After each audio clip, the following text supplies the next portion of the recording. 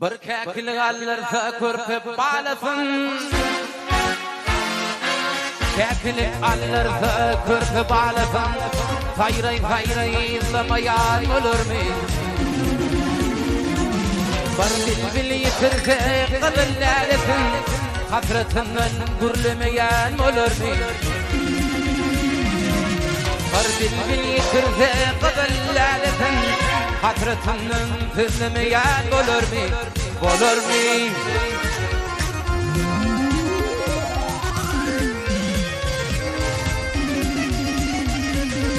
Baletisin dinler atıp kuluğun, dökü yaşının kuluğun. Akserim alırsa yellin oğluğun, melemeyen olur mi? Akserin alırsa yellin oğluğun, melemeyen olur mi? Olur mi?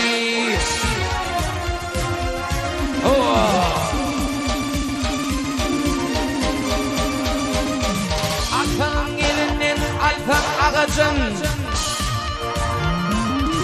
altan elinin altan ağacın, yaman derde kalır tapmaz alacın.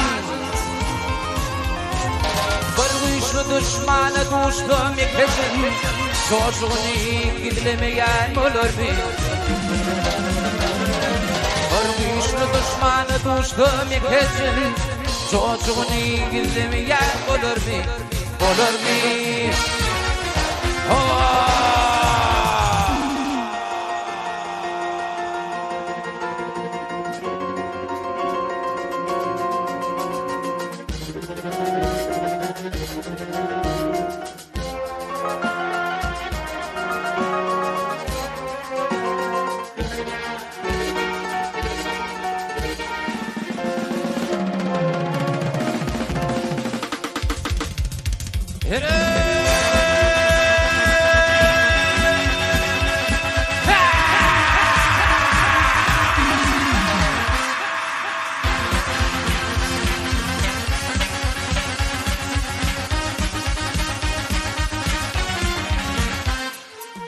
Ayrılığı adım oğlu eylesin, kim kadar görmeyin acel hilesin.